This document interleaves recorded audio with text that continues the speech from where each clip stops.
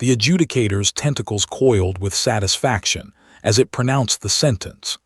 The criminal designated Verk 7749 shall be remanded to the Kaldrith combat arena for public execution by gladiatorial combat.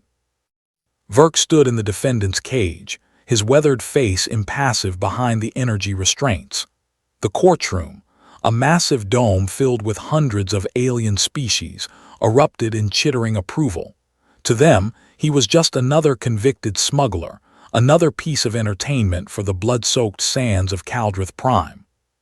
What they didn't know was that Verk was human.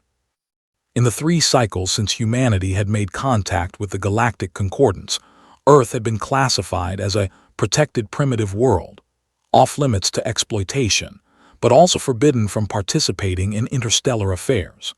The handful of humans who'd managed to slip through the cracks, like Verk, kept their species' identity carefully hidden. The galaxy wasn't ready to know that humans existed, and humans certainly weren't ready for what the galaxy had to offer. Verk had been running contraband medical supplies to frontier colonies when the Enforcer Patrol caught him. Now, 3 solar months later, he was being shipped to his execution. The transport shuttle descended through Kaldrith Prime's orange atmosphere. Verk sat chained beside 24 other condemned beings, a Metharian crystal form, several Vosk reptilians, a cluster of hive minds, and one being he couldn't identify that seemed to exist partially in 4 dimensions. "First time in the arena," rasped the Vosk beside him, its forked tongue tasting the recycled air. "Yeah," Verk replied in Galactic Standard, his human vocal cords managing the clicks and whistles adequately. "You look soft," the Vosk observed. "Bipedal, no natural weapons, no exoskeleton. What world spawns such weak prey?" Verk smiled slightly. "A world you've never heard of." The Vosk lost interest, turning to boast to the others about its 7 previous arena victories. Verk listened quietly, gathering intelligence. The arena, he learned, was more than just execution. It was the Concordance's most popular entertainment. Condemned criminals fought in matches broadcasted across 17,000 worlds. Survival meant temporary reprieve. Enough victories could even earn freedom. Most fighters didn't survive their first match. The holding cells beneath the arena stank of fear and alien biochemistry. Verk was assigned a small cage with a basic fabricator for food and a regeneration pod, if he lived long enough to need it. An hour before his first match, a holographic display materialized outside his cell. A sleek AI construct, shaped vaguely like a 4-armed mantis, introduced itself as his fight coordinator. "Contestant Verk 7749, it buzzed. "You have been matched against Thrax the Unbroken, a Gorvian warcast with 43 confirmed kills. Standard arena rules apply. Combat continues until death or total incapacitation. Select your weapon category." A list appeared: energy weapons, projectile weapons, melee weapons, or unarmed. Verk studied the options. Energy weapons would be unfamiliar. Projectile weapons might work, but he didn't know what standard meant here. Melee was a possibility, but against a creature called Thrax the Unbroken, probably suicide. "Unarmed," he said. The AI's holographic head tilted. "Clarification, you possess no natural weapons.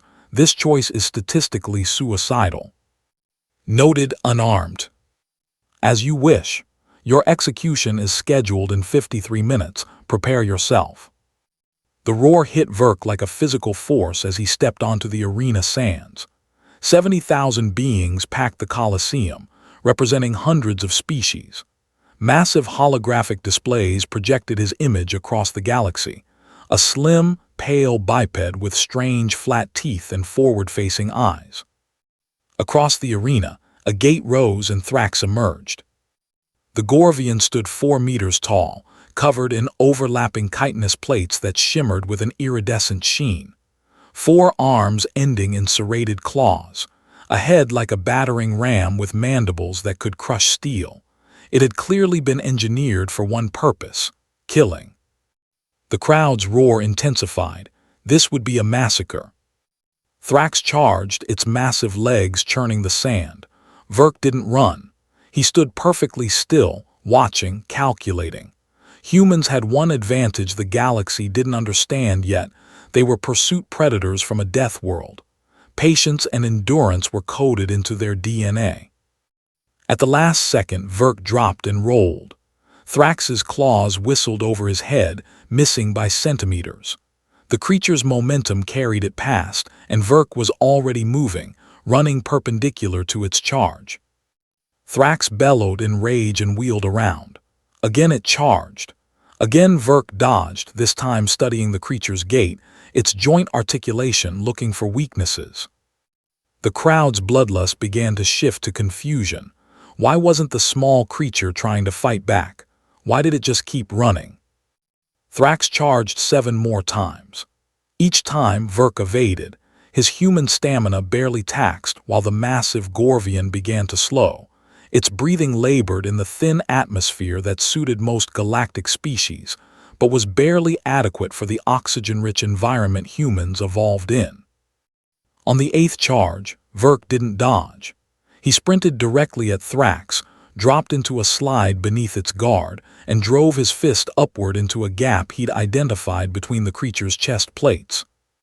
The human hand, evolved to throw rocks and spears, built with an opposable thumb and fine motor control, was also capable of delivering devastating focus strikes. Verk's punch, enhanced by momentum and precise targeting, ruptured something vital inside the Gorvian's thorax. Thrax stumbled, coughing a spray of purple ichor. Verk rolled away, came to his feet, and waited. The creature tried to charge again, managed 3 steps, and collapsed face first into the sand. The arena fell silent. Then the crowd exploded in disbelief. Over the next 2 solar months, Verk became a phenomenon. He defeated a crystalline swarm host by exploiting their hive mind's single point of failure. He survived against a plasma worm by using the arena's terrain to limit its mobility and exhaust its energy reserves. He killed a psionic dominator by simply enduring its mental assaults. Human brains, shaped by millions of years of complex social interaction and pattern recognition, proved remarkably resistant to simple mental domination. What fascinated the galaxy wasn't just that he won, it was how he won. No brute force, no overwhelming power, just patience, pattern recognition, adaptability, and an almost supernatural endurance. Verk became known as the Ghost for his ability to slip away from seemingly certain death. Fan clubs formed across multiple sectors. Xenobiologists began speculating wildly about his species, clearly some kind of super predator, they theorized, probably from a high-gravity world with extreme environmental pressures. They had no idea how close they were. In his cell after his 19th victory, Verk received an unexpected visitor. A concordance official, its crystalline form refracting the chamber's dim light into rainbow patterns. Contestant Verk 7749, it chimed. Your performance has been exceptional. The Arbiter Council has decided to offer you a choice. Continue fighting until you achieve the required 50 victories for full pardon, or accept immediate release in exchange for revealing your species and homeworld. Verk met the being's multifaceted gaze steadily. What happens if I reveal my homeworld? Standard protocol. First contact delegation, cultural exchange, potential membership in the concordance. And if my people aren't ready for that? The crystalline being pulsed with curiosity. An interesting question. Most species celebrate such contact. Verk thought of Earth, still recovering from its own near-extinction events, still divided by borders and ideologies, still learning to reach for the stars with primitive chemical rockets. The galaxy would either exploit humanity or fear it, and he wasn't sure which would be worse. I'll keep fighting, he said. His 20th match was against an opponent unlike any before, Elsa Prime, a synthetic ascendant, a being that had uploaded its consciousness into a nearly indestructible combat chassis. She was a former champion, brought out of retirement specifically to end Verk's unprecedented winning streak. When Elsa entered the arena, Verk's breath caught. Her chassis was humanoid, deliberately so, designed to mock organic forms. Sleek white armor, glowing blue energy cores, and a face that, while obviously synthetic, carried an unsettling beauty. Verk 7749. Her voice resonated across the arena, musical yet mechanical. I have analyzed all your previous matches. You rely on endurance and pattern exploitation. These tactics will not succeed against synthetic cognition. Maybe, Verk called back, or maybe you've never fought someone like me before. Your species is unknown to my databases. That limitation will be corrected through your dissection. The match began. Elsa was fast, far faster than anything Verk had faced. Her combat algorithms predicted his movements, countered his feints, pressed him relentlessly. Within seconds, he was bleeding from a dozen cuts, his jacket torn, his ribs screaming from impacts he'd barely avoided. She was right. Everything he'd learned wouldn't work here. So Verk stopped trying to be clever. He did something no synthetic ascendant could predict because it made no tactical sense. He stopped defending and attacked with pure, reckless aggression. Humans were persistent hunters, yes, but they were also capable of berserker fury when cornered. Millions of years of evolutionary pressure had built a species that could make rational, calculated decisions, until rationality failed, and then they could tap into something primal and terrifying.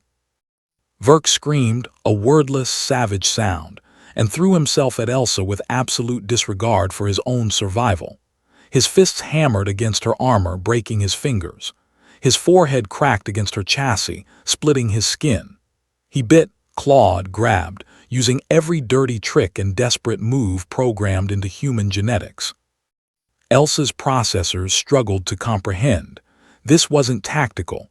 This wasn't even logical. This was biological desperation elevated to an art form.